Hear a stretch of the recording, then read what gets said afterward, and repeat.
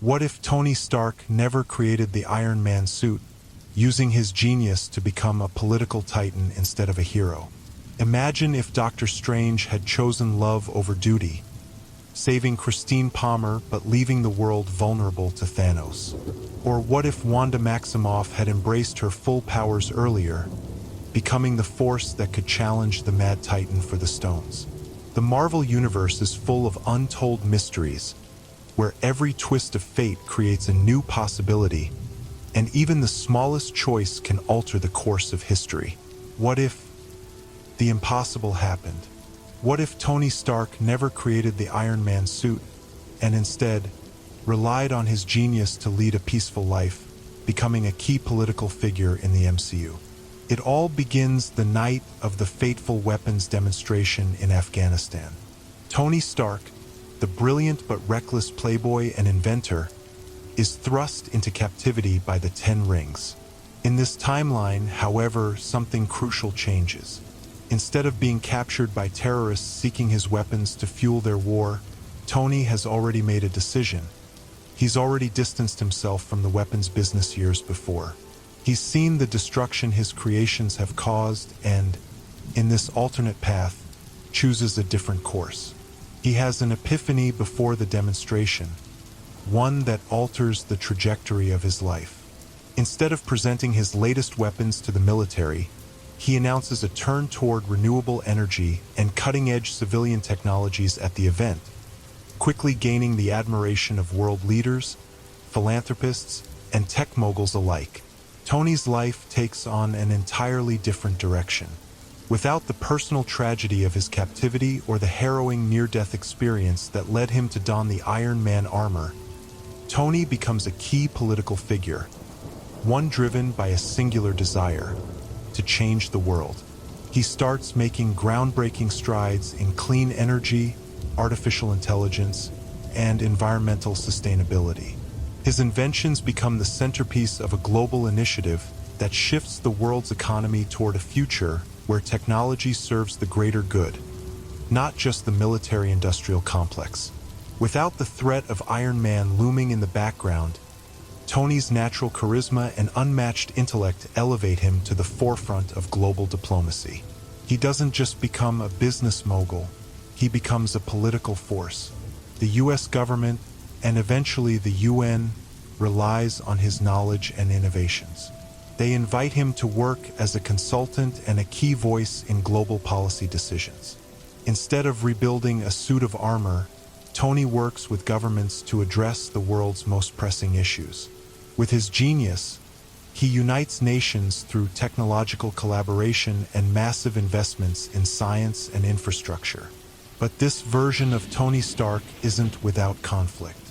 Without the looming presence of a personal superhero identity, Stark still deals with demons, just not in the form of a suit of armor. He must navigate the cutthroat world of politics, where his progressive ideas clash with more conservative forces, and his reputation as a billionaire playboy causes friction among his peers.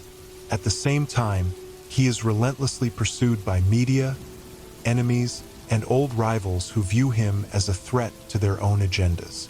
Stark isn't in the field, saving the day in flashy suits, but his role behind closed doors is just as critical. His ability to solve problems through intellect, negotiation, and invention is invaluable to the world stage.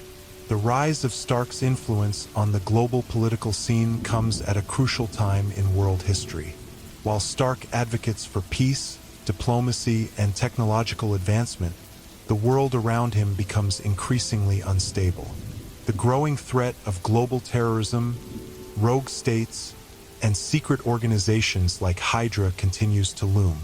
Without Iron Man as a shield, Tony is forced to navigate a darker political landscape, where his greatest weapon is his mind and his ability to think 3 steps ahead. As tensions rise and political friction builds, the need for a new kind of hero becomes apparent. Tony still faces moments of great personal struggle, but instead of relying on a physical suit of armor to fight his battles, he leans into the influence he's amassed, creating political alliances, pushing for new global agreements, and enacting policies that aim to avoid war before it starts. Yet, despite his genius and diplomacy, he still finds himself haunted by the ghosts of his past actions. Specifically the weapons he once built that were used by groups like the Ten Rings, even though he's no longer in the business. This guilt drives him to form think tanks and work with international intelligence agencies, trying to solve the problems of a world constantly on the brink of conflict. Tony's world grows ever more complicated when a new generation of adversaries rises. Without Iron Man as a buffer, new threats like the villainous group known as AIM or the unrelenting rise of Hydra use his own technology against him. Stark is forced to confront the consequences of his past while still clinging to his belief that innovation, if used properly, can be the key to peace. But the world is no utopia. Political corruption, global instability, and the rise of corporate espionage make Tony's quest for peace increasingly difficult. The threat of alien invaders, like Thanos, is still a distant but impending reality, one Tony isn't equipped to deal with alone. The absence of Iron Man is a void in this reality, but it gives Tony a unique platform to reshape the world from the ground up, using his political influence and genius to create a safer, more sustainable future, if he can avoid the pitfalls of the very system he's trying to fix. As time passes, Tony begins to realize that maybe true peace doesn't come from technology or policy alone. It comes from the people he works with, the trust he builds, and, perhaps, the willingness to sacrifice for the greater good. Something he might have never understood if he had simply stayed behind a suit of armor.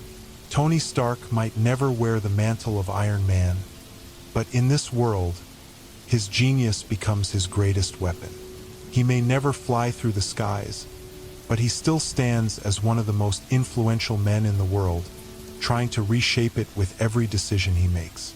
The legacy of Stark's influence becomes global, but the question remains, will his brilliance be enough to prevent the world from slipping into chaos? What if Steve Rogers never received the super soldier serum and remained a frail young man during World War II? And how would that affect the formation of the Avengers? In this alternate reality, Steve Rogers is not the towering symbol of strength and heroism that the world knows him as.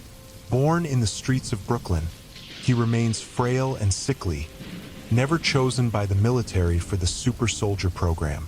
Despite his immense heart and unwavering desire to serve, Steve is repeatedly rejected, unable to enlist due to his physical condition. The outbreak of World War II continues to cast a shadow over the globe, and in this timeline, it is clear that Steve will never become the hero he was destined to be. He remains a young man struggling with self-doubt, constantly feeling like he's not enough, but still doing whatever he can for his country, whether by volunteering at hospitals or working as a factory hand for the war effort. As the war rages on, the man who could have become Captain America is instead a bystander to history, a witness to the battles from the sidelines. In place of Steve Rogers, a different set of events unfolds. Without the super soldier serum, the Allied forces have to rely on a far more conventional and less extraordinary set of heroes. While there are still great men fighting on the front lines, soldiers and scientists, ordinary people doing extraordinary things, the absence of a superpowered symbol like Captain America leaves a void. The Allies struggle in key battles where a figure like Captain America could have turned the tide. The Red Skull, still wielding the power of Hydra, becomes an even greater threat, taking advantage of the absence of the super soldier to expand his own plans for global domination. With no Steve Rogers to inspire them, the creation of the Avengers takes an entirely different course. Without the rallying figure of Captain America, there is no unified call for a team of heroes, no foundation for the Avenger initiative to grow from. Without Steve, Nick Fury finds himself forced to recruit a far more disparate set of individuals. The timeline grows darker as the war continues to escalate, and Fury finds himself caught in a much harder battle to hold back Hydra's rising influence. Instead of Steve Rogers leading a team of heroes, it's a small band of extraordinary individuals, all with their own reasons for joining the fight.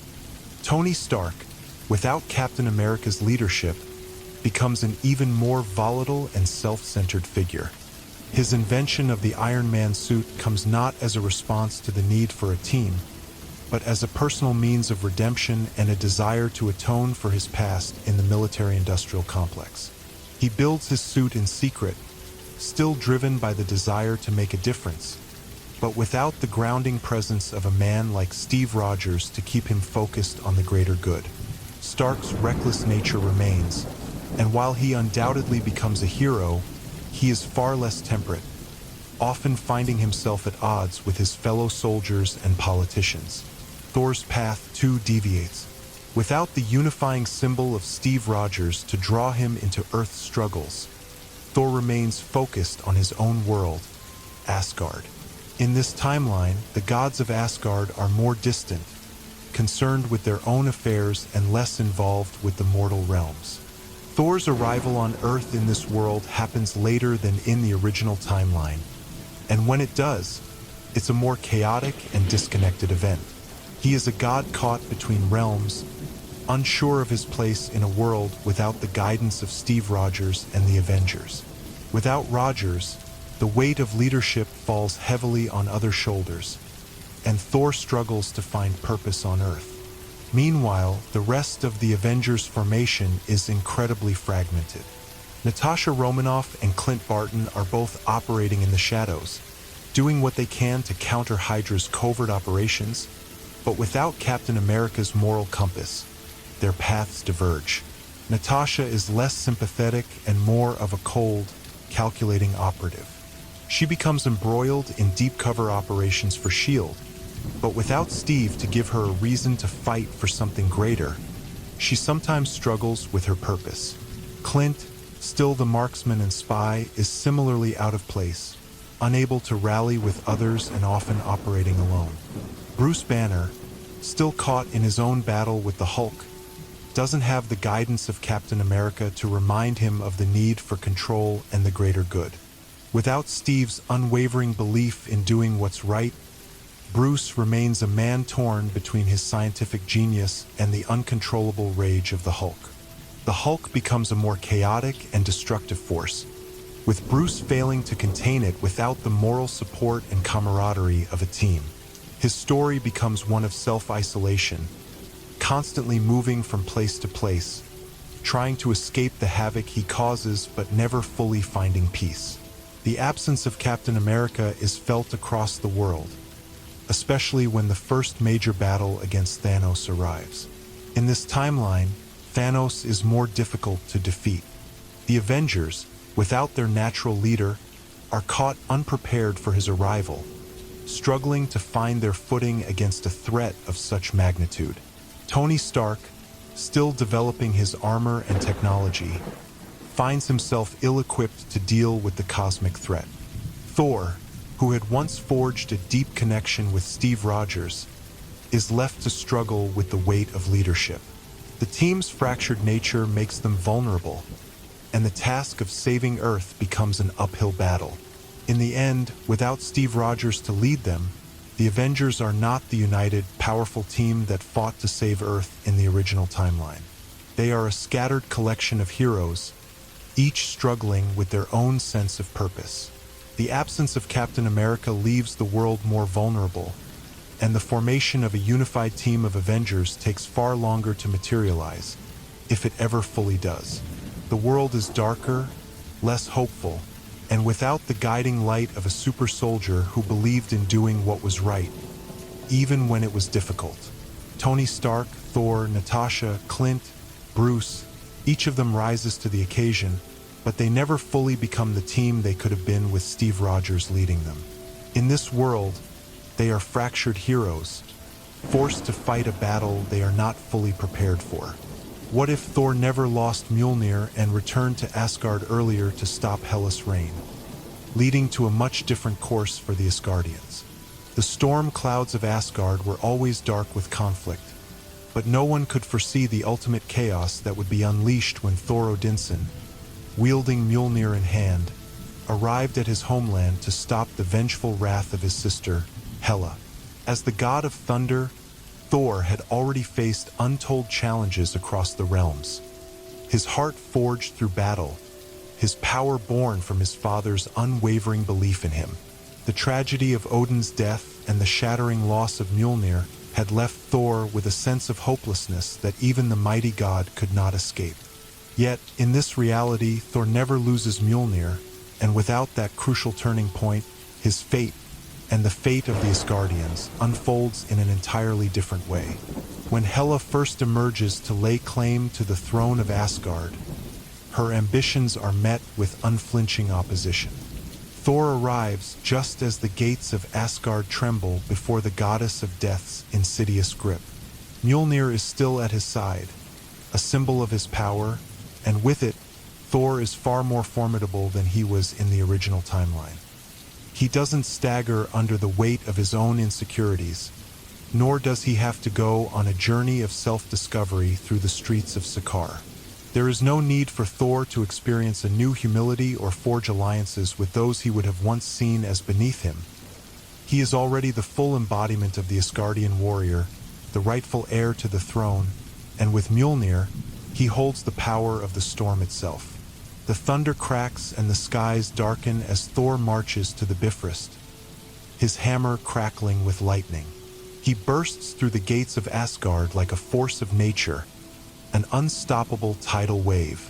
Hela stands in the throne room, her smirk fading as the thunder rolls over her. She underestimates the might of the Odinson, believing her strength can break him as easily as it broke Mjolnir. But she is wrong. The battle between the two is swift and brutal. Thor's mastery over the storm is unmatched, and with Mjolnir, he commands the full fury of the skies. His strikes are precise, powerful, and relentless. Each blow that lands on Hela shatters the foundations of her power. Hela's dark magic surges in response, but with Thor's will unshaken and Mjolnir deflecting her attacks, her power begins to wane. She falters, and for the first time, Hela is confronted by an Asgardian who refuses to kneel. The battle ends not with the destruction of Mjolnir, but with the defeat of Hela, her reign never fully realized. Thor, with his hammer still in hand, ascends the throne of Asgard.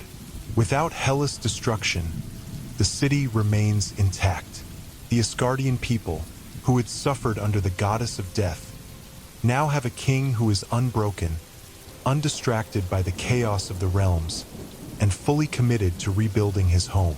The return of Mjolnir symbolizes Thor's return to his legacy as a king, and with that legacy, Thor brings stability to Asgard. But this victory is not without its consequences. Without the loss of Mjolnir, Thor doesn't experience the same growth and self-reflection that he did when exiled from Asgard. He remains the same proud, sometimes brash god he always was. His leadership is strong, but it is not as tempered with wisdom as it could be. The challenges that once shaped him into a more humble and reflective leader now remain unchallenged. His focus remains on the throne, and while Asgard begins to flourish under his rule, Thor's stubbornness continues to alienate him from those who would question his decisions. His relationship with his brother Loki is also strained. Loki, never given the space to prove himself in the way he did when Thor was on Earth, remains resentful of his brother's position. The tension between them simmers, threatening to bubble over into conflict at any moment. However, Asgard does indeed prosper. With Hela's death, the people of Asgard are no longer shackled by the specter of her oppressive rule. The resources and technologies of Asgard are no longer siphoned by her greedy hands. Thor's rule, though firm, is one of peace, and he sets about rebuilding his kingdom, putting forth a new era for his people. The Bifrost is repaired, and the cosmos are open to him once again. The other realms watch in awe as Asgard stands strong, not a city on the brink of destruction, but a beacon of hope and power in the 9 realms. Yet Thor's absence from Earth, though less pronounced, still makes a difference. The Avengers, who once looked to him for leadership, feel the void of his presence in their struggles against cosmic threats. Without Thor having gone through the events of Ragnarok and his own transformation into a more nuanced hero, Earth faces challenges with fewer connections to the Asgardians. Though Thor remains deeply invested in his people and kingdom, he's less involved with Earth's struggles. This distance means that, when larger threats arise, the Avengers often have to solve them on their own, without the godly assistance Thor might have offered. The ripples of Thor's earlier return are felt in the way the Asgardians interact with the other realms. The Asgardian gods become more prominent, more involved with the mortal worlds around them. Their influence grows. Their technologies are sought after by both the forces of good and evil across the cosmos, and Asgard stands as an undeniable power in the Nine Realms. Yet, with this rising power, there are those who see Thor's reign as a potential threat, and their hunger for dominance only grows. The story of Asgard in this reality is one of rebuilding, yes, but it is also one of careful balance. Thor's strength, while unmatched, must be carefully wielded if he is to avoid the isolation his father once experienced. With his hammer still in hand, Thor keeps watch over the Nine Realms. Asgard remains secure, its walls never crumbling, its people never lost to the shadow of Hellas' death grip. But the tension of cosmic politics is ever present, and Thor's place in the universe is one that demands constant vigilance. For even though he has saved his kingdom from destruction, the weight of leadership presses on him in ways he cannot yet understand. The throne is his, but it is a throne built on the sacrifices of others, and in this new world, the king of Asgard must tread carefully, because the storm he commands may one day be too strong, even for him. What if Natasha Romanoff stayed in Russia and became the most feared Black Widow operative, eventually clashing with the Avengers as a powerful villain? The cold, unforgiving winds of Russia carried the whispers of one name, a name that struck terror into the hearts of those who dared to defy the will of the state. Natasha Romanoff. Her legacy was written in the shadows, a tale of betrayal, brutality, and a life forged in the depths of the Red Room. But in this reality, Natasha never found redemption. She never sought the path that would lead her to the Avengers. Instead, she remained loyal to the regime that had created her, becoming one of the deadliest and most powerful operatives in the history of the Soviet Union. Her training in the Red Room was nothing short of grueling. From the moment she was taken as a child, Natasha was shaped into the perfect weapon. The Black Widow program was designed to create assassins with no morality, no hesitation, no weakness.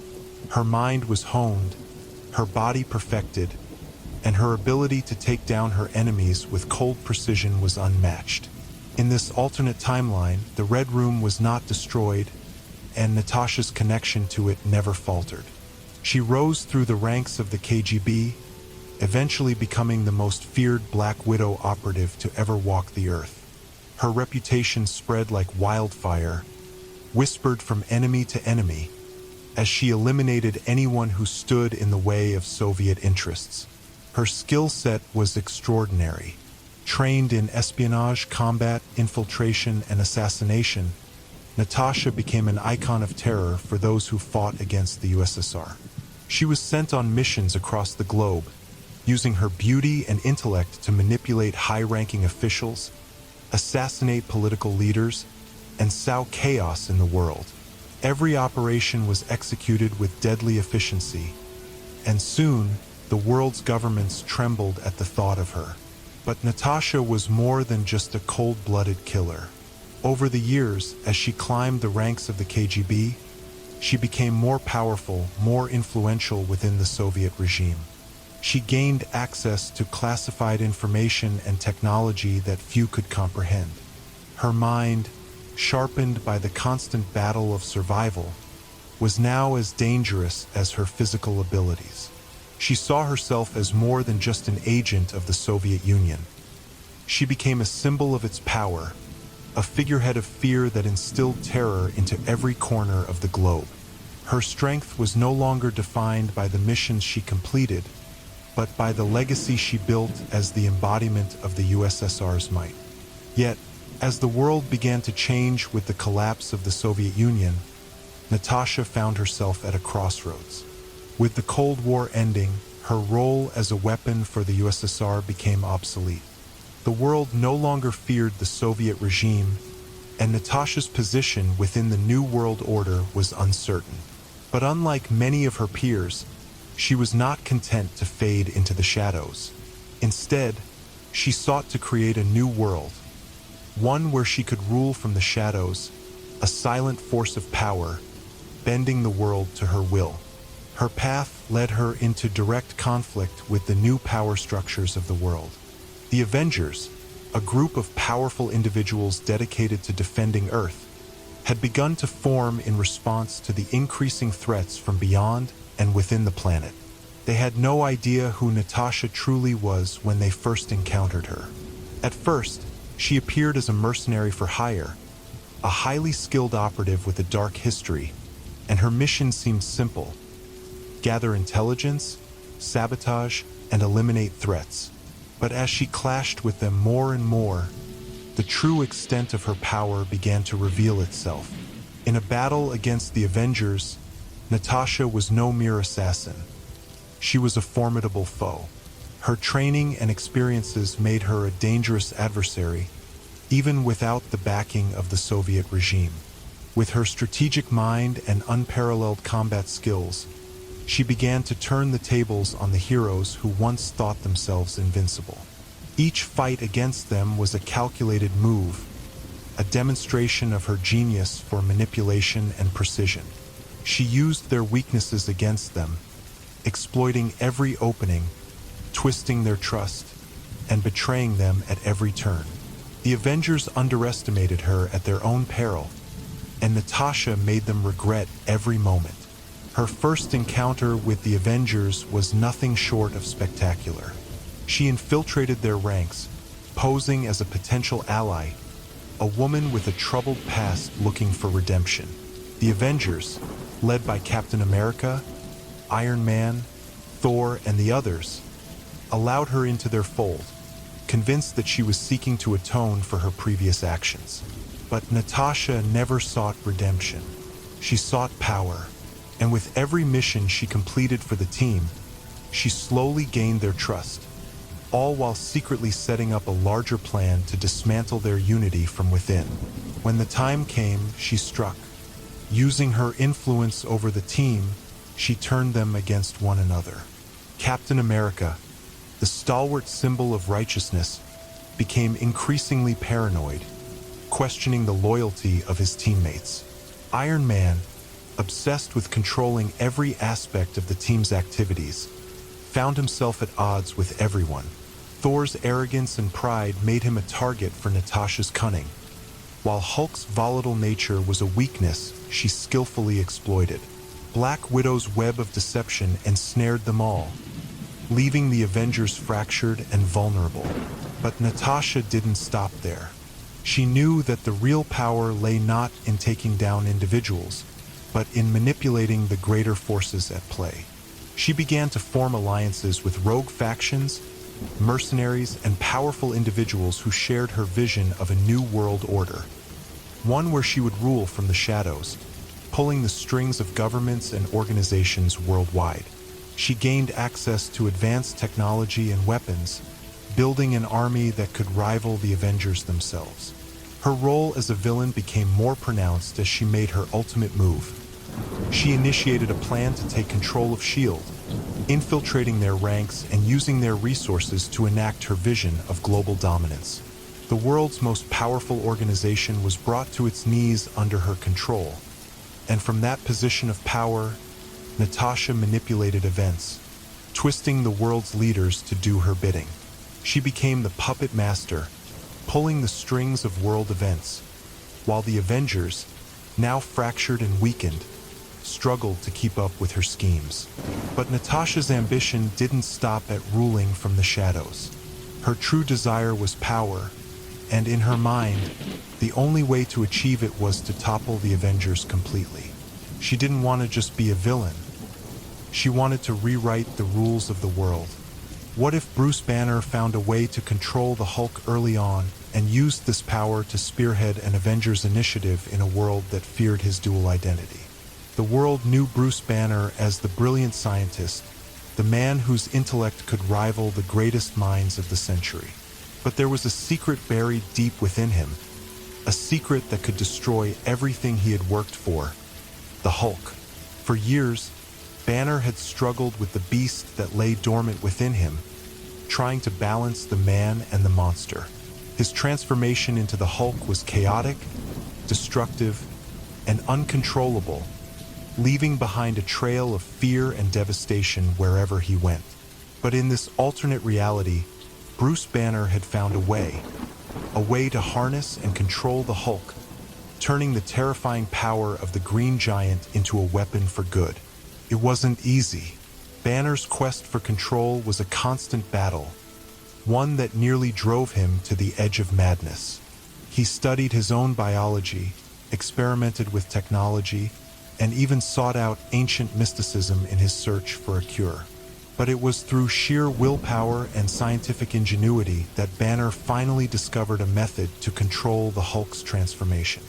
It wasn't perfect, and it wasn't without its struggles, but it was enough. Bruce had found the key to controlling the beast within, a delicate balance between man and monster. With this newfound power, Bruce Banner saw an opportunity to do what he had never dared before: become the hero he always knew he could be. He could now turn the Hulk's incredible strength and resilience into a force for good. But there was a problem. The world feared the Hulk. They saw him as a monster, a threat to everything they held dear. The destruction caused by the Hulk's rampages had left lasting scars, and despite his efforts to control the beast, the world could never fully trust him. Banner, knowing the public's distrust, decided to act quickly. He realized that if the world was ever going to accept the Hulk, he would need to prove that he could be more than just a weapon of destruction. But he couldn't do it alone. The Avengers Initiative, a concept born out of the need for a global defense force against threats beyond human capability, became the perfect opportunity. Banner used his genius to reach out to others who had the potential to protect the world. He reached out to Tony Stark, a tech billionaire who had been working on his own set of weapons; Steve Rogers, a man whose heart and strength had been tested in the fires of war; and Natasha Romanoff, a master spy who could navigate the shadows of the world. But there was one catch. Bruce needed to convince them to join a team that included the Hulk. The very presence of the Green Giant was enough to make even the bravest men tremble. But Bruce knew that in this new world, the Hulk could be a force for good, if only he could show them. When Bruce first approached Tony Stark with the idea, Stark was hesitant, to say the least. Tony had his own history with destructive power, his own demons that made him wary of trusting someone with Hulk's power. But Banner, calm and collected, showed Stark the science behind his control, demonstrating that Hulk was no longer a wild animal, but a tool that could be wielded for a purpose greater than any of them. Stark was intrigued but still skeptical, knowing full well the consequences of the Hulk's uncontrollable rampages. But Bruce had one thing that Stark didn't: a personal connection. Stark had seen the destruction of his own creations, and Banner's sincerity helped him see the possibility of a better future. Stark's hesitation turned to acceptance, and with a little convincing, Tony Stark was on board. Next, Bruce sought out Steve Rogers, the man out of time. Steve had already proven his courage and selflessness during World War II, but after being brought into the modern world, he was struggling to find his place. Bruce showed Steve that the Avengers could be a group dedicated to the protection of the world, something that Steve had longed for since the end of the war. But when Steve learned that Hulk was part of the equation, he had his doubts. He had fought against soldiers like the Red Skull, but facing a monster like the Hulk was something entirely different. Bruce, however, was adamant that the Hulk could be controlled, that with the right leadership they could work together as a team. Steve, ever the soldier, decided to trust in Bruce's vision, and together, they forged the foundation of the Avengers. Finally, there was Natasha Romanoff, the Black Widow. She had always operated alone, a covert operative who could be trusted with the darkest of missions. But Natasha was also a realist, and she knew that the world was changing. She was willing to work with the Avengers, but she had her doubts about the Hulk. She had seen firsthand the damage he could cause, and even with Banner's assurances, she wasn't convinced. But Natasha, always calculating, saw the potential in Bruce's plan. With the Hulk's power under control, they would be able to take on threats that no other team could handle. Natasha's pragmatic side won over, and she became a key member of the team. The formation of the Avengers was not without its challenges. The public remained distrustful of Bruce and his dual identity, and many politicians and military leaders viewed the Avengers as a potential threat. Bruce and the Hulk had to constantly prove themselves, showing the world that they were capable of heroism despite the fear and hatred they faced. But as the team faced greater threats, alien invasions, powerful organizations, and dangerous enemies, they began to win the world's respect. Hulk's strength, combined with Bruce's intellect, became a powerful tool for saving the world. The team, led by Bruce Banner and his carefully balanced control of the Hulk, was unstoppable. The Avengers became the beacon of hope for the world, a symbol of unity and strength against the forces that sought to destroy them. But Bruce's struggle was never over. Even as he led the team, he knew that the Hulk was always lurking just beneath the surface, a constant reminder of the fine line he walked between man and monster. Yet, with each victory, Bruce's control grew stronger, and his vision for the Avengers became a reality where the Hulk was no longer a threat, but an asset to the world's greatest heroes. In this world, the Hulk was not a weapon of destruction. He was a hero, a symbol of the power that lay within every person to control their darker impulses and rise above them. And Bruce Banner, with his intellect, strength, and determination, led the Avengers into an age where fear of the unknown was no longer an obstacle. What if Doctor Strange chose to save Christine Palmer instead of becoming the Sorcerer Supreme, leading to a different magical battle against Thanos? Dr. Stephen Strange, once a celebrated neurosurgeon, had everything he could ever want: prestige, wealth, and a life filled with purpose. But that all changed one fateful night when a car crash left him with shattered hands, stripping him of his ability to perform surgery. Desperate to restore his former life, Strange sought out the mystic arts, following a trail that led him to the Ancient One in Nepal. It was here that his journey toward becoming the Sorcerer Supreme began. However, in this reality, a subtle yet powerful twist altered his fate entirely. On the night of his accident, when he should have been rushing toward the dark, mystical path that would eventually see him become Earth's greatest protector against magical threats, Dr. Strange made a different choice. His obsession with saving his hands, which had led him to the Ancient One, was overshadowed by a much more personal plea. Christine Palmer, the woman who had always been his anchor, his love, was caught in a life-or-death situation. She had been in the car with him during the crash, and despite the tragic accident, Christine managed to survive. Barely. Her body was broken, but unlike Strange, her mind remained intact, and she was in need of immediate medical help. In the moments after the crash, as Christine's life hung by a thread, Strange found himself at a crossroads. The call of the mystic arts was strong, pulling at him to seek out answers beyond the physical world. But what mattered more to him in that moment was Christine, the woman he had always loved, the one person who had ever truly mattered. He realized that he could not leave her fate in the hands of mere medicine, and he knew his skills, his knowledge of magic, could give her a second chance. In this moment, Dr. Strange chose love. He chose to abandon the Ancient One's path and to use his newfound magical abilities to save Christine Palmer. With the help of the mystic arts, Strange used the arcane forces at his disposal to heal her wounds, mending her broken body with a power far beyond that of modern science. The magic was intense, unfamiliar to him in ways he could not fully comprehend, but he did it. Christine was saved, her life spared, and Doctor Strange had his first real experience with the power of magic, though it was rooted in his personal desire rather than a higher calling. His victory, however, was not without its cost. While Christine was healed, Strange's actions had inadvertently created ripples in the fabric of reality. The Ancient One, disappointed by Strange's decision to abandon his training, withdrew her guidance, and Strange found himself lost between two worlds. He was no longer the brilliant surgeon he once was, nor was he fully a sorcerer. But he didn't need to be the Sorcerer Supreme to make a difference, did he? Strange decided to follow his heart, moving forward with Christine by his side, even as the world began to change in ways he could not fully understand.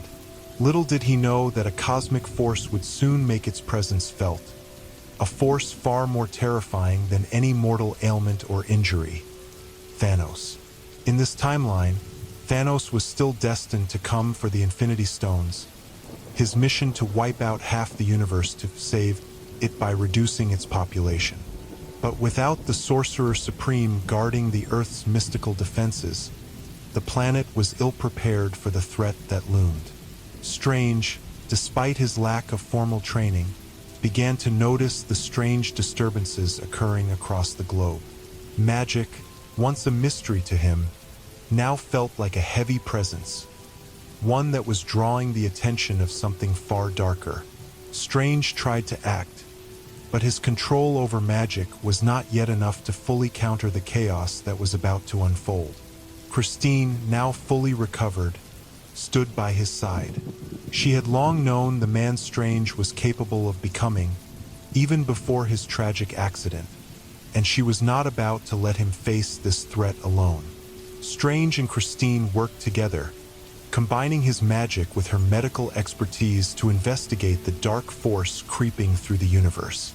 It didn't take long for them to realize the cosmic entity they were dealing with: Thanos, the Mad Titan, whose desire for the Infinity Stones would bring about the end of all they knew. Without the full knowledge of the Ancient One or the mystical teachings of the Camartage, Strange and Christine used their combined wits to track down the Titan, relying heavily on their resourcefulness and bravery. Strange's magical abilities were still limited, but he wielded them with determination. The power of the Mind Stone, the Space Stone, and all the others were beyond his immediate grasp. But with Christine's help, he managed to locate the stones before Thanos could collect them.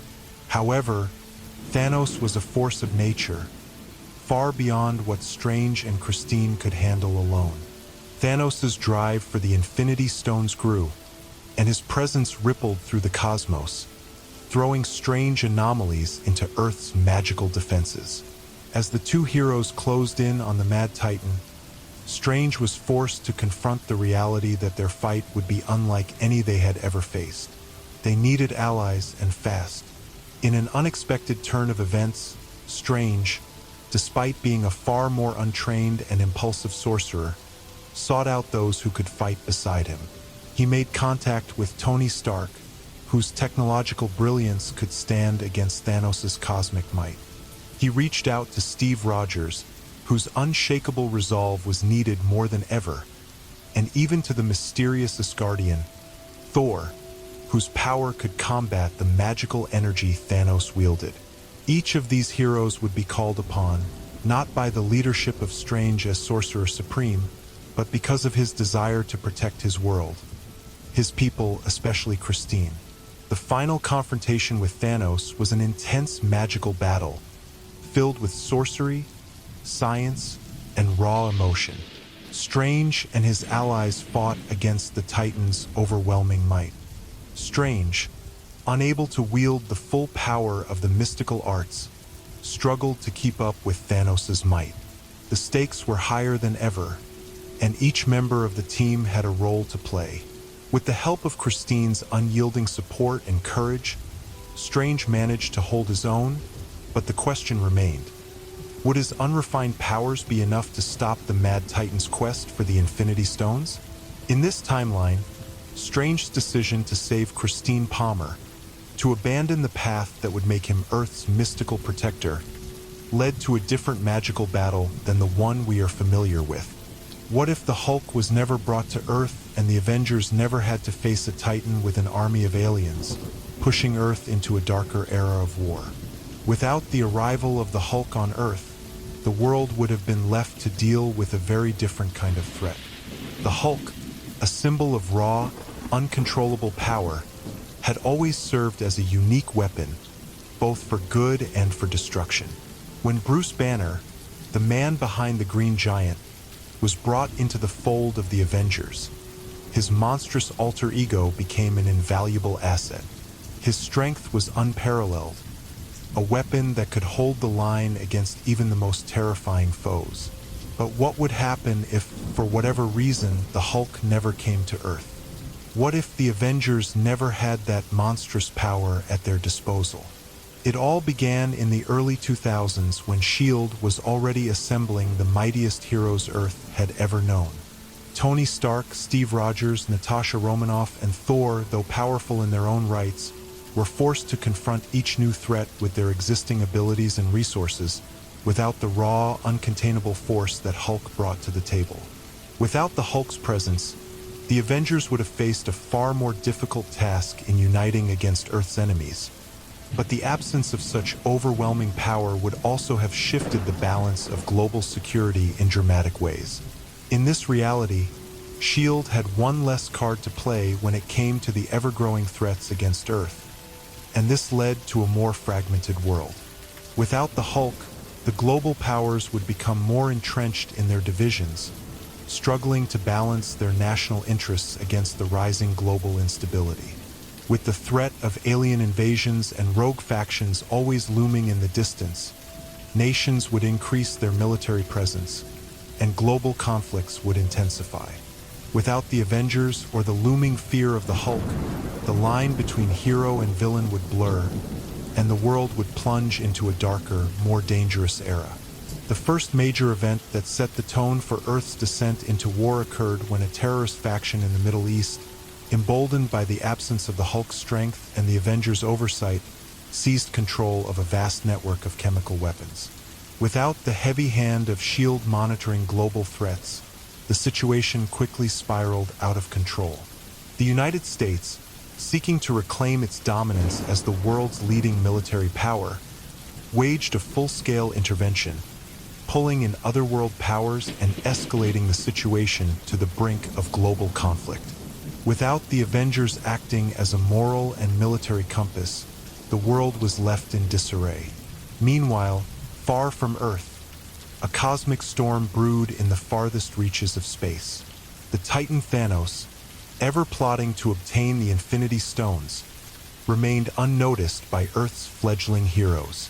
Without the Avengers to unite and keep an eye on extraterrestrial threats, Thanos continued his journey through the universe unopposed. His motives, driven by an obsession with eradicating half of all life to create a utopian universe, remained a dangerous unknown for Earth. Yet, while Earth's heroes were fragmented and struggling, Thanos would eventually set his sights on a planet in disarray. In the absence of a unified Avengers team, Earth's defense mechanisms were pushed into chaos.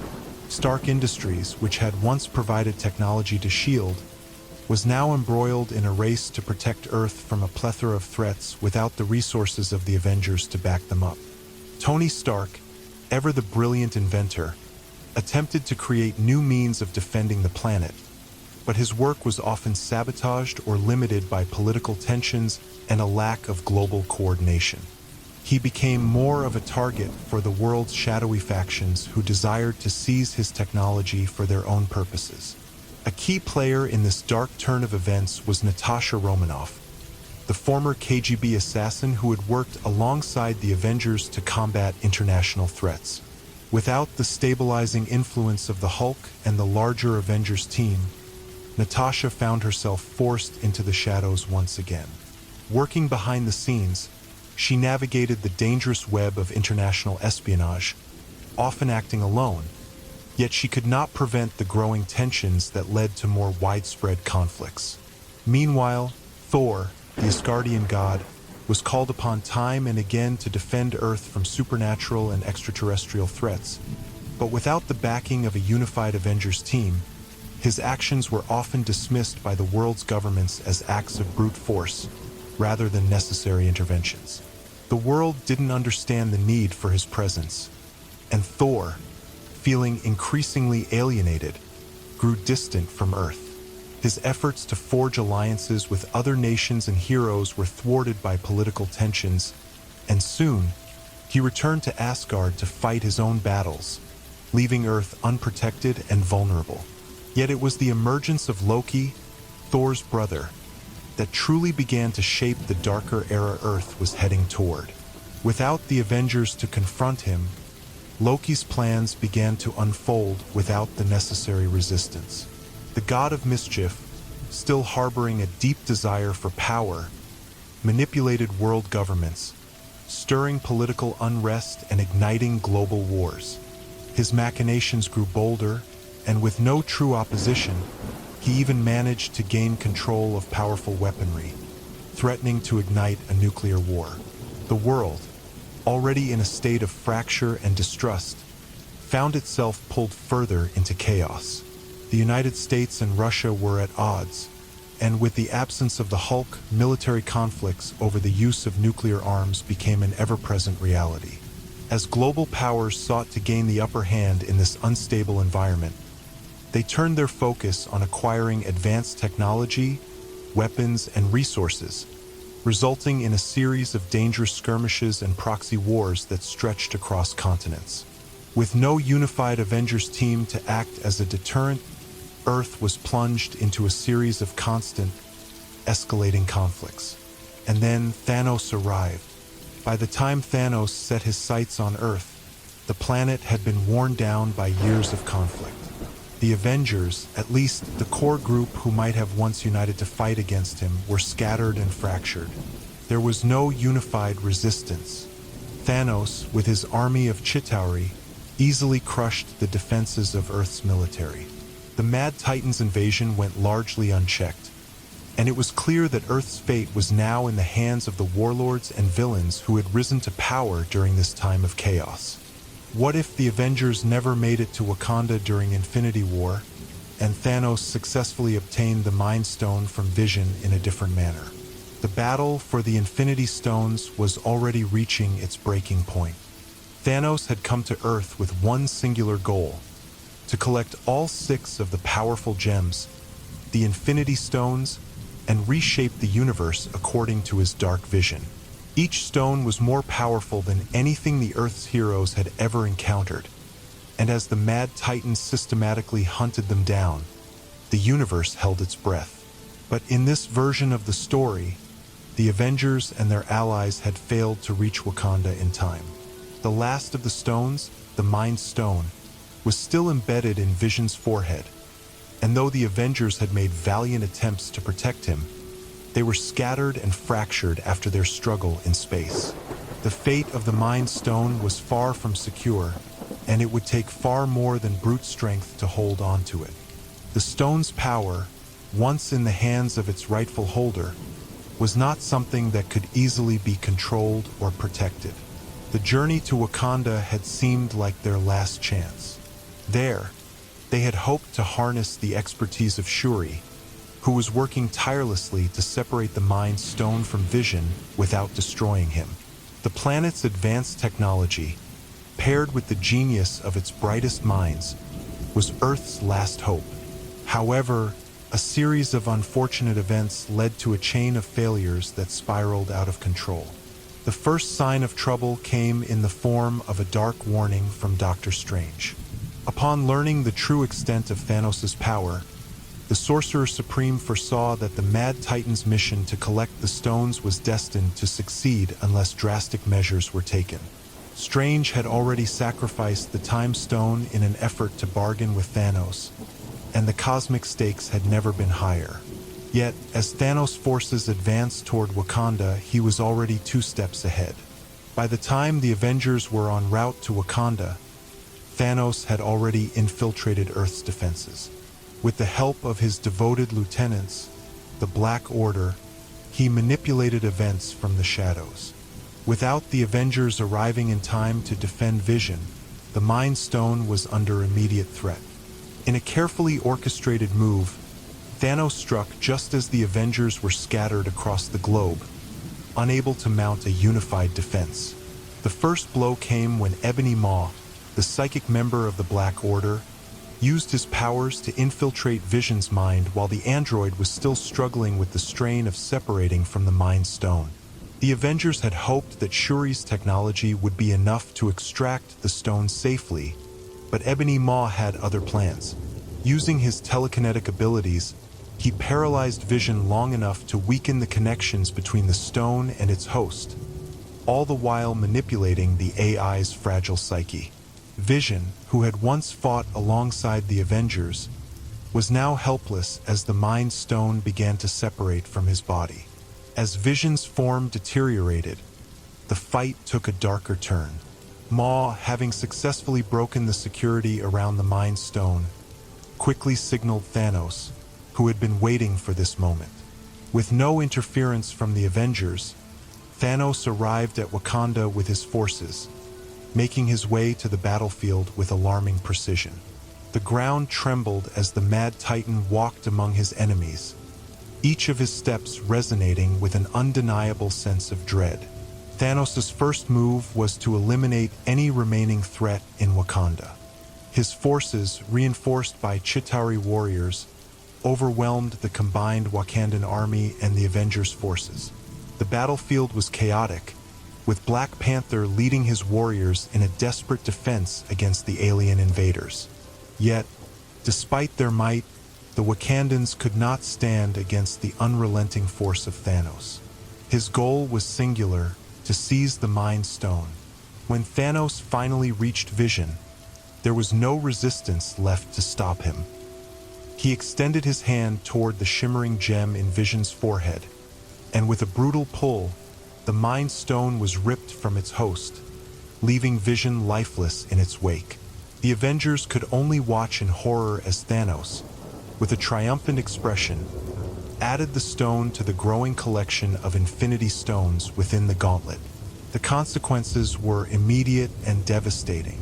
With all but one of the stones in his possession, Thanos' power reached unparalleled heights. The Earth's defenses were obliterated in the blink of an eye, and the heroes who had once fought valiantly against him were now scattered, broken, or dead. The Avengers were left in shambles, their last hope extinguished. In the aftermath, Thanos turned his attention to the final stone, the Soul Stone, which was hidden deep in the cosmos. Without the Avengers to stop him, Thanos continued his mission, undeterred by the failure of his enemies. The Earth was left to grapple with the aftermath of the Mad Titan's actions, and the world entered a new era of darkness. The people of Wakanda, once strong in their unity, were now left in ruins, with their King T'Challa fighting a losing battle against the cosmic forces that had ravaged their world. The loss of the Mind Stone had far-reaching implications, not just for Earth, but for the entire universe. With the Avengers shattered and the Mad Titan's grip on the universe growing stronger by the day, the final battle for the Infinity Stones was a battle that no one could win. And as Thanos' power continued to grow, the fate of the universe seemed increasingly sealed, leaving the surviving heroes with little hope for the future. Without the Avengers' unity, without their collective strength, the world was a darker, more dangerous place.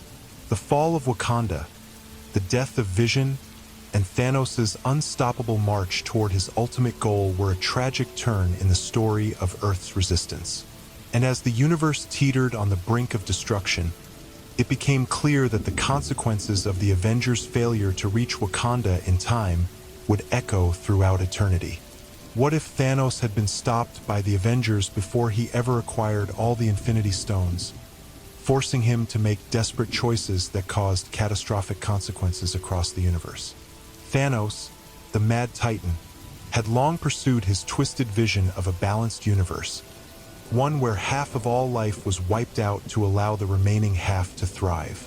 For years, he had been gathering the 6 Infinity Stones, each more powerful than the last, and with every stone, his plan had seemed closer to completion. But in this reality, something unexpected happened. Before he could acquire the final stones, the Avengers found a way to stop him. It all began with an unexpected confrontation. The Avengers, led by Iron Man and Captain America, had learned of Thanos' plan far earlier than they had in the original timeline. They understood the danger of the Infinity Stones, and this time, they were united in purpose, desperate to stop the Mad Titan before his power became unstoppable. The search for the stones had led the Avengers across the universe, from the corners of space to the farthest reaches of the cosmos. With the help of allies like the Guardians of the Galaxy, Thor, and Doctor Strange, the Avengers sought to keep the stones out of Thanos' grasp. But even with their collective efforts, Thanos was already ahead of them. He had gathered several stones: the Power Stone, which he had taken from Xander, the Space Stone, hidden within the Tesseract, the Reality Stone, stolen from the Collector, and the Mind Stone, still embedded in Vision's forehead.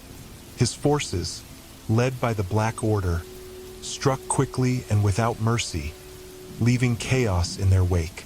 But the Avengers had managed to stay one step ahead, preventing the Titan from collecting the remaining stones. It was the Mind Stone that proved to be the critical point of conflict. Knowing that Vision was the key to Thanos' success, the Avengers had worked tirelessly to protect him. But the Black Order's relentless assault on Earth brought them to the brink of failure. In a desperate bid to protect the stone, Tony Stark and the rest of the Avengers found themselves face to face with Thanos in an epic battle that raged across Wakanda.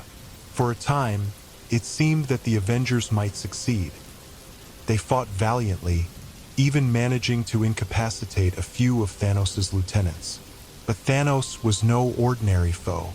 His raw power, strength, and unyielding determination proved too much for the Avengers to handle. He had come prepared, bringing all the might of his army, including the terrifying power of the Black Order, and his experience with the stones was far beyond anything the Avengers had anticipated. Still, the Avengers were able to force Thanos into a corner. They were no longer fighting just for survival. They were fighting for the universe itself. It was during this pivotal battle that the tide began to turn. Thor, with his new weapon Stormbreaker, confronted Thanos head-on, distracting him long enough for the Avengers to make their final move. But at the last moment, Thanos' desperation led him to make a terrible choice. Instead of relying on the power of the stones to reshape the universe, he decided to activate the stones he had already collected, unleashing a catastrophic ripple across the cosmos. Thanos' first desperate move was to wield the Power Stone in an attempt to destroy the Avengers outright. His use of the stone sent a shockwave of energy that decimated everything in its path, causing a seismic shift in the balance of power across the universe. Planets trembled, stars flickered, and even the fabric of space seemed to bend. But this was just the beginning. In his haste, Thanos activated the Space Stone next, opening a rift in space that allowed his enemies to escape to different points in time and space, fracturing the battlefield. The Avengers, scattered and confused, could only watch as Thanos grew more unhinged. His mind, already clouded by madness, struggled to control the immense power he was unleashing. In his desperation, Thanos attempted to use the Reality Stone to warp reality itself, but instead of reshaping the universe in the way he intended, he destabilized it. Entire galaxies were erased, and the line between reality and illusion became indistinguishable. Creatures from alternate realities began to spill into the known universe, and worlds that had once thrived were now dead and barren. The damage Thanos caused was not limited to the physical realm. With each use of the stones, the very nature of existence was twisted. The Avengers, now scattered across the universe, could only try to regroup and recover. But no matter how hard they tried, they couldn't reverse the damage Thanos had done. The Mind Stone, once the most powerful of the stones, had been the key to unlocking Thanos' final victory. But in his desperation, Thanos had caused a chain of events that could not be undone. The Soul Stone, still hidden away on Vormir, was the final piece that Thanos needed to complete his collection. But after the disastrous effects of his actions, Thanos was no longer in any condition to obtain it. His mind was shattered by the consequences of his choices, and the universe, as a result, was plunged into chaos. The Avengers, struggling to maintain their unity, knew that even if they could stop him, it might already be too late. In the end, Thanos' desperate attempt to control the universe had led to a dark future where nothing would ever be the same. The Avengers, their forces weakened, faced a universe that had been irrevocably altered by Thanos' hubris. Planets and stars were thrown into disarray, the fabric of reality itself was torn, and the cost of Thanos' actions weighed heavily on the surviving heroes. What was once a battle to stop a madman from acquiring the stones had now become a fight to restore order to a fractured universe. But as the Avengers regrouped, they understood that their true challenge was not just defeating Thanos. It was undoing the catastrophic consequences of his desperate choices. And even with all their might, they knew the road ahead would be one of sacrifice, loss, and unimaginable challenges. In the end, the universe had become a darker place because of the choices Thanos had made when forced into a corner, choices that no one, not even the Avengers, could easily undo. What if T'Challa had never become Black Panther and Shuri was the first to wield the mantle in the battle against Thanos? Wakanda, a land of vibranium and technological marvels, stood on the edge of a precipice. The death of King T'Chaka had thrust T'Challa into the throne at a young age, but his journey to Black Panther had been fraught with challenges. However, in this alternate reality, T'Challa never became the Black Panther. The mantle passed to his sister, Shuri, who was not only a brilliant inventor but also a fierce warrior in her own right. Her path to the throne was not shaped by tragedy, but by her unrelenting will to protect her people and her country. It was during a routine royal gathering that the change began. The country was at peace, and the world outside was taking note of Wakanda's advancements. Yet, a new threat loomed on the horizon. Thanos, the Mad Titan, who had come for the Infinity Stones. In this world, T'Challa, ever the leader and protector, chose to take a different path. Instead of embracing the mantle of Black Panther, he chose to focus on diplomacy, using his influence to unite nations and seek peaceful solutions. He placed his trust in his sister, Shuri, to protect Wakanda in his stead, knowing that her genius would be the key to their survival. Shuri, young yet determined, accepted the mantle not out of duty but out of necessity. She knew the stakes were high and that her intellect and innovation could play as important a role as any warrior's blade. With her sharp mind and quick adaptability, she began working tirelessly to modify the Black Panther suit. With her own spin on the technology, she integrated her knowledge of artificial intelligence, enhancing the suit's vibranium weave with advanced weapon systems, neural interfaces, and even the power of her own inventions, making it faster, stronger, and more versatile than ever before. When Thanos and his army arrived in Wakanda, the world held its breath. The Avengers were spread thin, fighting battles across the globe, but they rallied to Wakanda's defense, knowing that the last Infinity Stone they needed, the Mind Stone, was embedded in Vision's forehead. The battle was destined to be a clash of titans, and as the Wakandan forces met Thanos' army head-on, Shuri took her place on the battlefield as the new Black Panther. Her entrance was not one of grandeur, but of quiet confidence. She moved through the battlefield with surgical precision, taking down alien invaders with speed and strategy. Her suit, unlike Chalia's, was more integrated with her own technology, equipped with multiple modes for offense, defense, and infiltration. As the battle raged on, Shuri's brilliance shone through. She wasn't just a fighter, she was the tactical mastermind. With her new enhancements, she could take on multiple foes at once, using the vibranium-powered suit to leap over obstacles, absorb and redistribute kinetic energy, and disable her enemies with her own tech-based weaponry. But Shuri's journey wasn't just about combat. She faced her greatest challenge when she crossed paths with Thanos himself. The Mad Titan, having already acquired some of the Infinity Stones, was a monstrous presence. His power felt with each step. His first target was the Mind Stone, and he knew that Vision, protected by the Avengers and Shuri, was his next obstacle. As Shuri encountered Thanos in the heart of the battle, she found herself standing before the most dangerous being in the universe. The fate of Wakanda, Earth, and the universe rested on her shoulders. Shuri's intellect and innovations allowed her to hold her own against Thanos, but she realized quickly that her technology, however advanced, was no match for the raw power of the Infinity Stones. With each attempt to attack or outmaneuver him, she could see the devastation in his eyes. He was no longer fighting for conquest, but for something far more twisted: balance. As the battle with Thanos intensified, Shuri's connection to her people became evident. She wasn't just fighting for her survival. She was fighting for the future of Wakanda, for her family, and for the countless lives at stake. Despite her resilience, the odds were stacked against her. Thanos, now wielding the power, space, and reality stones, was a force of nature, and he proved to be an overwhelming adversary. Shuri, knowing that she was losing the battle, made the difficult decision to do the unthinkable.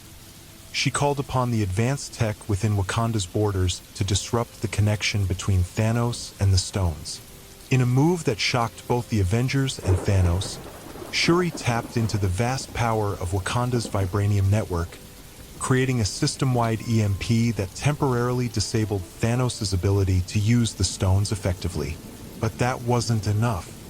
Thanos, enraged, used the Mind Stone to create a mental blockade, making Shuri's mind feel as if it was drowning in her own thoughts.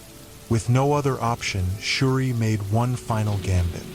In a desperate act of self-sacrifice, she used the full power of the Black Panther suit's energy reserve and redirected it into an overload designed to destabilize Thanos' connection to the stones.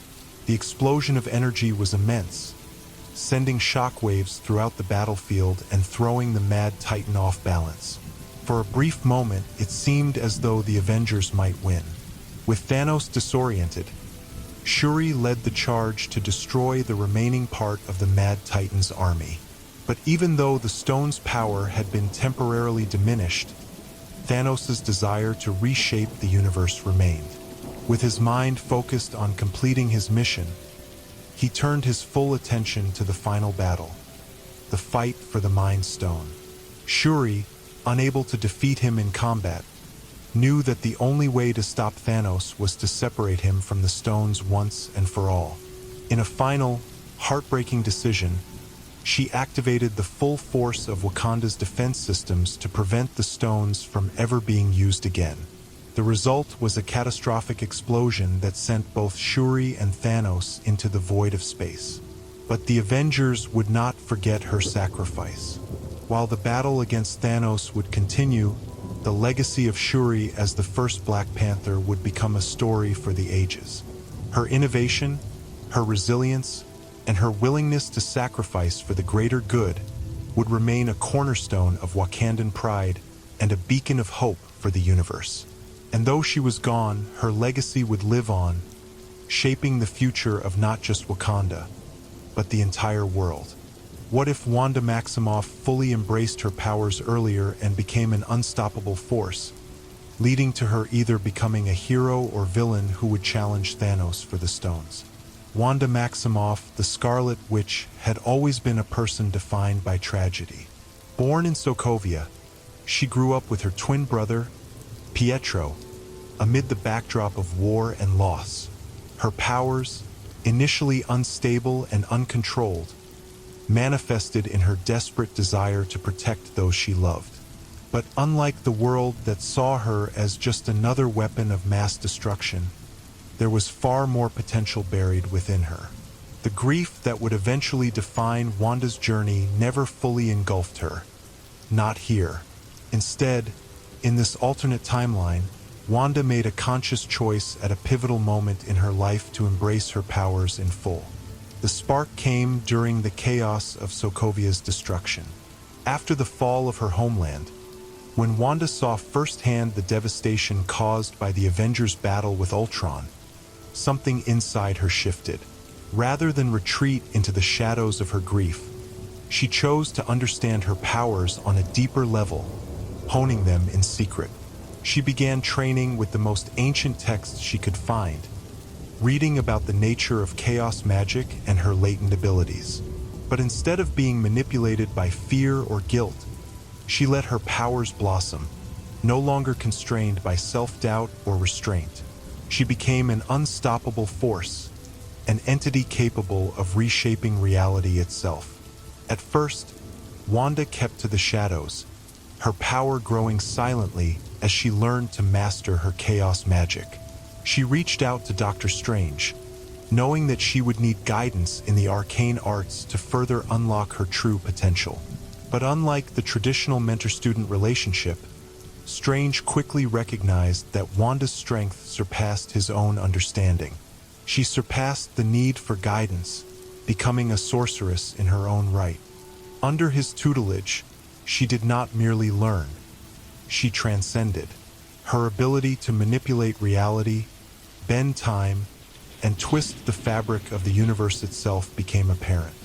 Wanda, once fragile and haunted, was now a force that could alter the course of history. By the time the Mad Titan, Thanos, made his move for the Infinity Stones, Wanda was no longer the uncertain, grieving young woman she once was. Her powers had grown beyond anything even Tony Stark could comprehend. She wasn't just a superhero. She was a living, breathing weapon, with the ability to manipulate time, reality, and even the minds of others. She had mastered the art of chaos magic to such a degree that she could create or destroy at will. When news reached the Avengers of Thanos' plans to collect the Infinity Stones and use them to reshape the universe, Wanda knew that this would be the ultimate test of her abilities. She didn't need the Avengers' approval. She didn't need the Council of Heroes or the world's leaders. Wanda Maximoff now stood as a force unto herself. And when Thanos finally made his move, seeking the Mind Stone from Vision, Wanda was ready. The Avengers, struggling to keep up with the threat of Thanos, found themselves with a powerful ally in Wanda. But she was not simply an ally. She was the fulcrum upon which the battle would tilt. In the ensuing battle for the Mind Stone, Wanda's intervention was nothing short of extraordinary. As Thanos approached Vision, ready to extract the stone from his head, Wanda used her powers not just to shield Vision from harm, but to tear apart reality itself. She didn't simply fight. She bent the laws of the universe, pulling objects from alternate dimensions, manipulating time to slow down Thanos, and distorting space around him to limit his movement. For a moment, it seemed as though the Avengers had the upper hand. Wanda was too powerful, too unpredictable for even the Mad Titan to handle. With a single thought, she could make entire regions of space warp and collapse. However, Thanos, ever the strategist, quickly realized that he needed to take a more desperate approach. Instead of engaging Wanda directly, he focused on the one thing that could challenge her: the power of the Infinity Stones. With his mastery over the stones, he set his sights on weakening Wanda's ability to control reality.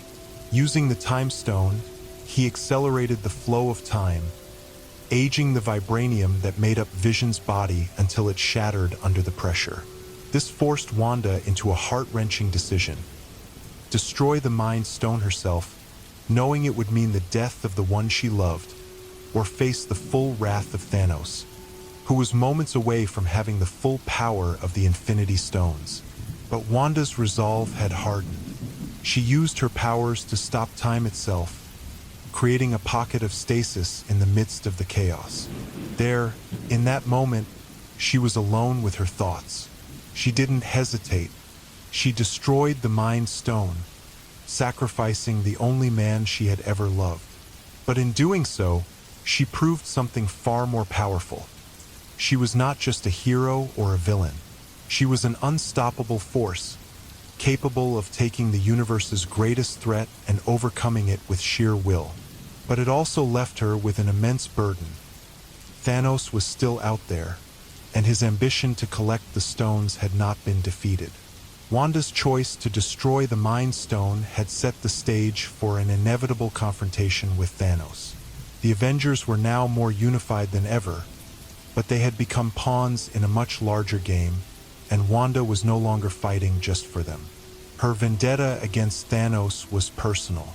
She knew that if the Mad Titan succeeded in collecting the stones, he would not only rewrite the universe, he would destroy everything she had fought for, everything she had sacrificed. The Avengers rallied behind Wanda, but there was a growing divide. Some saw her as a hero, a necessary weapon in the fight against Thanos. Others, like Captain America and Iron Man, began to question whether Wanda was becoming too dangerous, too unpredictable. Wanda's power, while invaluable, had grown beyond anyone's control. She was no longer simply a member of the team. She had become a force that could challenge Thanos. But at what cost? As the battle against Thanos reached its climax, Wanda unleashed the full potential of her chaos magic. The universe trembled as she fought with a fury that only a mother seeking revenge could understand. Thanos, with the gauntlet almost complete, faced Wanda's wrath in a way that no one had expected. But even Wanda's immense power was not enough to stop Thanos, at least not without consequences. Her reality-bending abilities caused a cosmic backlash, and in a final act of desperation, Thanos managed to use the full power of the stones to erase the very existence of Wanda from the fabric of time itself.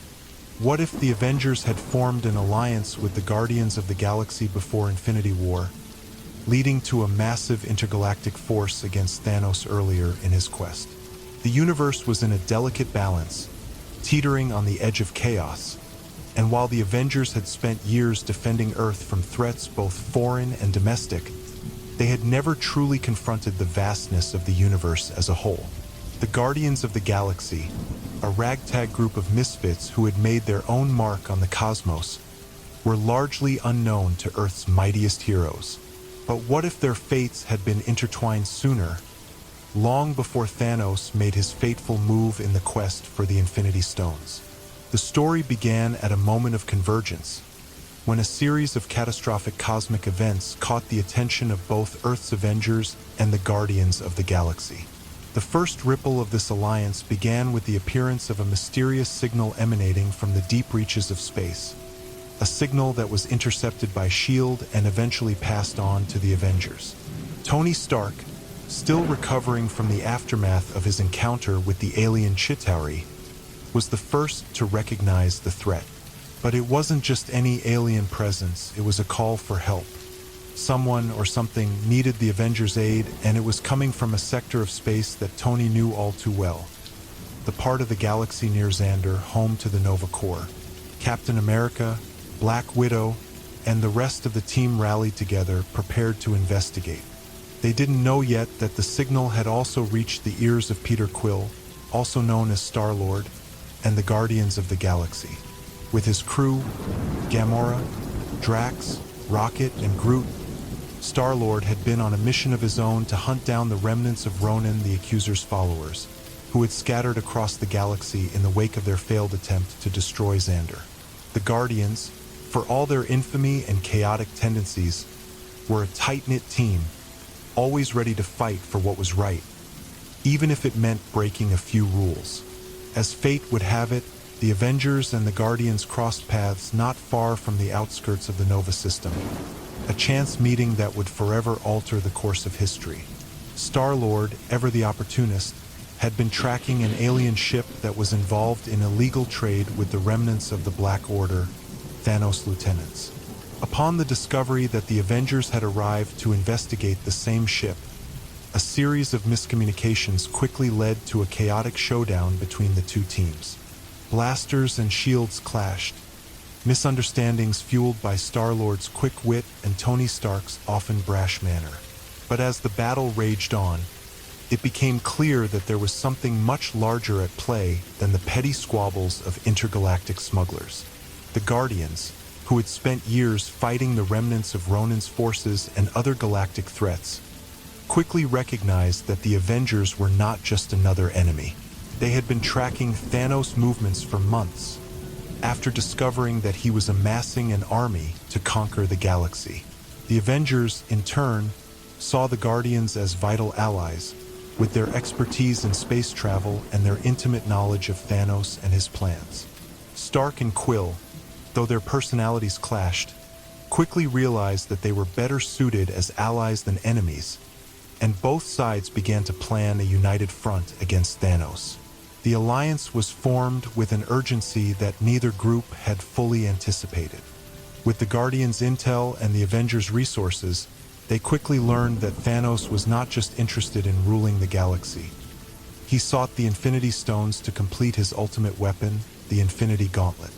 The Avengers and Guardians had faced threats before, but they had never encountered anything of this magnitude. Thanos, with his vast knowledge and unyielding drive, had already begun his quest for the stones, and every moment they delayed brought him one step closer to completing his goal. Realizing the gravity of the situation, the Avengers and Guardians made the bold decision to confront Thanos earlier than expected. They would not wait for Thanos to come to them. They would take the fight to him, and with the combined might of Earth's heroes and the cosmic power of the Guardians, they would stop Thanos from obtaining the stones. Their first stop was nowhere near Earth. The Guardians had knowledge of the Power Stone, which had been hidden on the distant planet of Morag. The Avengers, with their military precision and tactical minds, planned a strike to retrieve it before Thanos could. The two teams joined forces, combining their strengths. The Avengers' experience in earthbound combat and the Guardians' familiarity with the alien landscape. Together, they infiltrated the heavily guarded ruins of Morag and faced off against the forces loyal to Thanos. It wasn't an easy battle, but with the Avengers' teamwork and the Guardians' unorthodox fighting methods, they successfully secured the Power Stone. The victory was hard-fought, but it was just the beginning. They knew Thanos wouldn't sit idly by, and that he would come for them. What they hadn't anticipated, however, was how quickly the Mad Titan would strike back. Learning of their alliance and the theft of the Power Stone, Thanos began an aggressive pursuit. His forces, led by the Black Order, Corvus Glaive, Proxima Midnight, Ebony Maw, and Cull Obsidian, moved quickly through the cosmos, attacking planets and collecting forces to bring down the United Avengers Guardians coalition. The teams had to act fast. They knew Thanos' obsession with obtaining the Infinity Stones was a ticking time bomb, and the only way to stop him was to deny him the other stones. With intelligence from both Earth's shield agents and the Guardians, they located the Space Stone on Asgard, the Mind Stone with Vision, and the Reality Stone hidden within the Collector's Vault on Nowhere. Their mission was to outmaneuver Thanos' forces and secure the remaining stones before Thanos could claim them. What followed was a series of desperate, intergalactic skirmishes, with the Avengers and Guardians always one step ahead of Thanos' relentless pursuit. They struck at the heart of Thanos' forces, destroying his warships and decimating his armies. For the first time, Thanos' plans were hindered, his progress slowed, and his grip on the universe began to slip. What if Loki had successfully betrayed the Avengers and turned the tides in favor of Thanos during the Infinity War? And what role would he play in shaping a new universe? The world had always underestimated Loki. Mischief, deception, and a seemingly insatiable hunger for power had defined him in the eyes of others. Yet, beneath his cunning and manipulations, there was a brilliance to the god of mischief, a mind that saw the intricate patterns of fate, one that never played by the rules of others. It was this very cunning that, in this timeline, led to a turning point in the grand cosmic conflict between the Avengers and Thanos. A simple choice, a subtle betrayal, and the fates of entire worlds would be rewritten. As the Avengers prepared for the fight of their lives, Thanos, powerful and relentless, had begun his hunt for the Infinity Stones. His motives were clear: the destruction of half of all life in the universe. But, unlike the story the Avengers knew, Loki had never truly repented for his earlier misdeeds. In this version of events, he saw Thanos not as a tyrant to be thwarted, but as a master to be served. The allure of the Mad Titan's cosmic might was impossible for Loki to resist. His time spent on Earth, his encounters with the Avengers, had been merely a means to an end, a setup for something far grander. It began with Loki's covert dealings. As the Avengers fought off Thanos' forces across the galaxy, Loki was already laying the groundwork for his treachery. At first, it seemed like nothing more than an alliance between the trickster god and the Avengers' greatest enemies, Magneto, Red Skull, and even a few scattered remnants of Hydra. But Loki's true allegiance lay elsewhere, with Thanos.